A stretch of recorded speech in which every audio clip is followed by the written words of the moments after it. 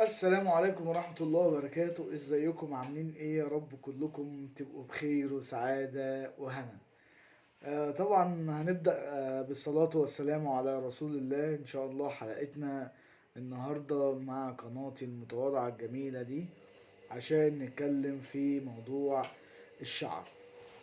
طبعا يا أجمد وأجمل وأحسن ناس في الدنيا، موضوع زراعة الشعر ده دايما شيق وفيه أسئلة كتير جدا بتيجي، وأنا مش بعرف والله العظيم من كتر الأسئلة اللي بتيجي. طبعا يعني بقول برجع أقول يا جدعان انتوا كلمتوني في ايه، بنسى انتوا كلمتوني في ايه، وبنسى أجاوبكم على الأسئلة، وبنسى أقول أي حاجة. بس عايز في ناس عايزة تعرف روتيني اليومي. والله أنا روتيني يومي في مع شعري يعني.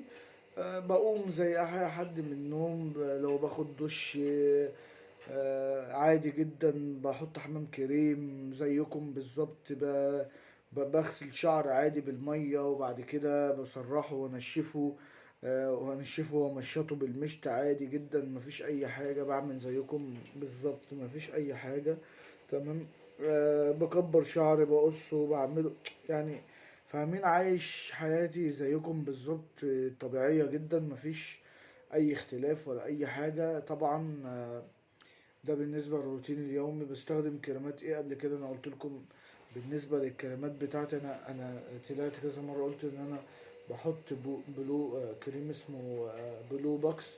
الكريم ده انا بحبه، بحبه جدا وبحب استخدمه، لاني بحس ان هو انضف نوع كريم يعني انضف نوع كريم في السوق. انتوا فاهمين الموضوع؟ يعني مخلي شعر يعني مرتاح مع شعري. ممكن يكون انت بالنسبة لك بلمظ حاجة كويسة، زارع او مش زارع يعني. انا بالنسبة لي بلو بوكس من انضف انواع الكريم اللي لايق مع شعري ومع استخداماتي الشخصية. يعني انا شايف ان بلو بوكس ده من انضف الكريمات بالنسبة لي. انا مش عارف بقى انتوا بالنسبة لكم الدنيا هتبقى عاملة ازاي، بس انا بقول ان بلو بوكس ده يعني كريم بالنسبة لي شيق، وكريم بالنسبة لي مفيد. تمام. بحط كريم وبسرح شعر عادي جدا، بطوله وبقصره وبحلق عادي جدا، مفيش اي حاجة. وفي حلقة من الحلقات هصور لكم انا بعمل ايه بالظبط، وهتشوفوني وانا بعمل شعر في الحمام، والكريم بستخدمه ازاي وبسرح ازاي والكلام ده كله. رغم ان انا عامل فيديوهات هنا قبل كده بنفس الموضوع ونفس طريقة الكريم، وانا بحطه على شعري والكلام ده كله. طيب، الأسئلة التانية اللي بتيجي بقى أسئلة مهمة جدا، وأسئلة يعني أنا بعتبرها يعني أسئلة إن محد ما عندوش خبرة خالص بيسألها. وأكيد اللي بيجي يسألني في حاجة بيبقى أكيد ما عندوش خبرة في الموضوع، فبيسأل الأسئلة دي. بيقول لي هو الشعر المزروع دوت بيعيش قد إيه؟ لا، أنت الشعر المزروع ده حضرتك بتعمل عملية بتاخد عليه ضمان مدى الحياة. معنى كده إيه؟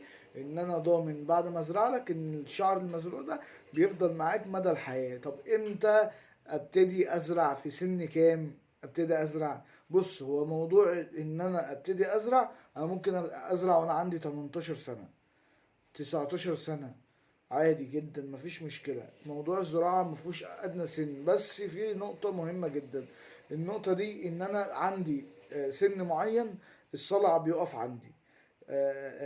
يعني ايه الصلع بيقف عندي؟ يعني مثلا انا المفروض نمو جسمي وشعري خلاص بيبقى مفيش صلع بعد 21. طيب، انا بعد 21 بلاقي شعر بيقع عشان انت ملحقتش شعرك، عشان انت في يعني انا بقول دايما ان الواحد يلحق صلعه يعني عشان خاطر ما يتغاظرش. انا قلت قبل كده الشعرايه الجديده بتسند الشعرايه القديمه، بمعنى ان انت خلاص شعرك بدأ، السبعتين بدأوا يرجعوا لورا، او القورة بتاعتك بدأت شعرك يتراجع من ورا، فانت بتلحقه بالزرع عشان خاطر ما يرجعش اكتر من كده. فانا دايما بقول يا جماعة دايما دايما يعني خلوا الموضوع يتلحق في اوله، احسن ما يبقى عندي صلع غزير وابدا او ما اعرفش الحق الصلع بتاعي زي ما انا عملت بالظبط. لقيت نفسي في 25 او 26 بدأ بقى شعري يزلح جامد، وبدأ خلاص شعري يرجع لورا، وانا قلت لا لازم الحق نفسي عشان خاطر ما ينفعش.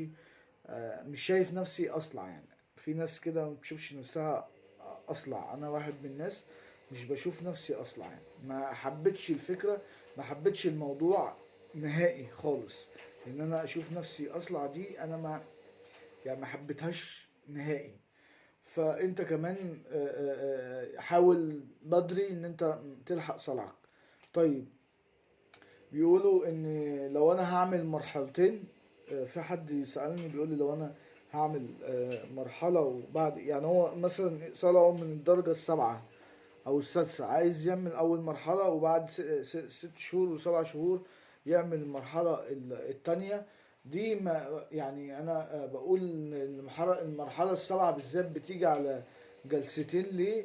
لان المنطقة المنحة هي اللي بتتحكم في الزراعة. يعني هي بتتحكم في الزراعة، والمنطقة المنحة عامة بتتحكم في النتيجة برضو، عشان تبقوا عارفين.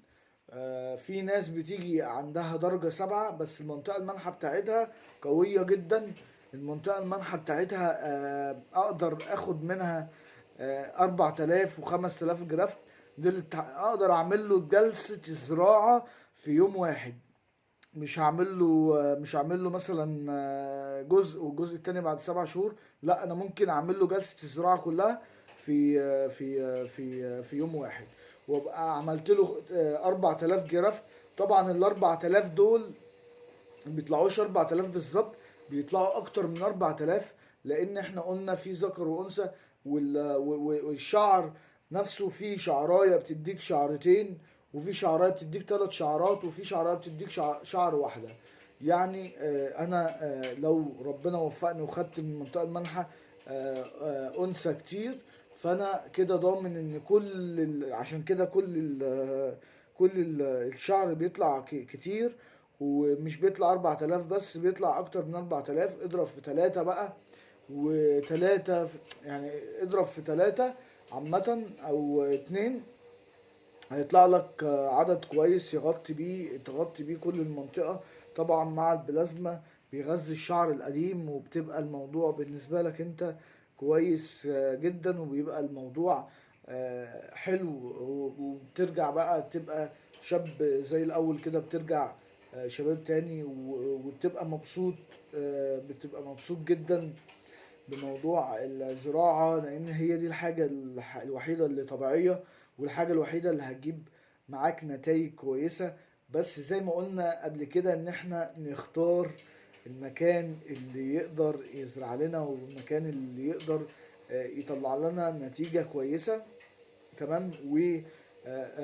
ونبدأ ندور كتير، نعمل سيرش كتير، نعمل أبحاث كتير عن الموضوع، نشوف احنا ممكن ناخد كام جرافت، ونبدأ بقى ان احنا يبقى عندنا معلومة صحيحة. نبدأ نروح لناس واثقين فيها، ناس تعرف تطلع لنا نتيجة حلوة، عشان خاطر نبقى مبسوطين، ونبقى على قدر الموضوع، يبقى عندنا ثقة في اللي شغال معانا، ويبقى عندنا ما عندناش قلق بعد كده ان احنا ناخد نتيجة سيئة يعني. طيب، ايه الاسئلة اللي جت قبل كده، يعني قبل كده معانا وجات لنا دلوقتي؟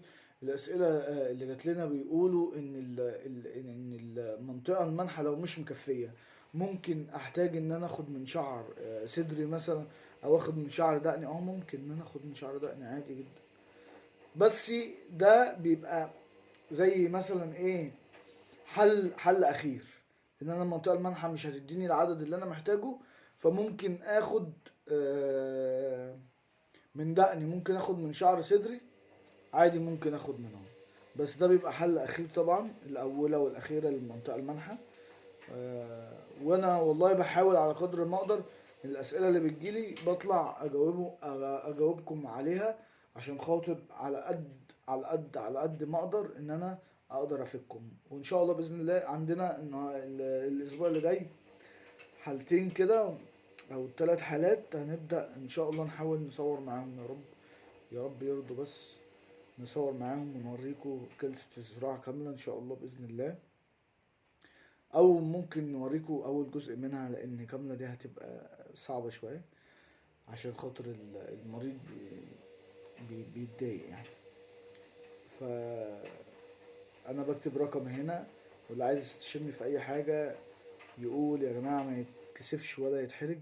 وإن شاء الله بإذن الله كل الناس تاخد نتائج كويسة، وعملية تكون ناجحة بإذن الله. يلا، السلام عليكم، ونتقابل في حلقة جديدة إن شاء الله. أنا عايزك بس لو أنت استفدت مني تعمل لي اشتراك في القناة وتفعل الجرس عشان يوصلك كل جديد.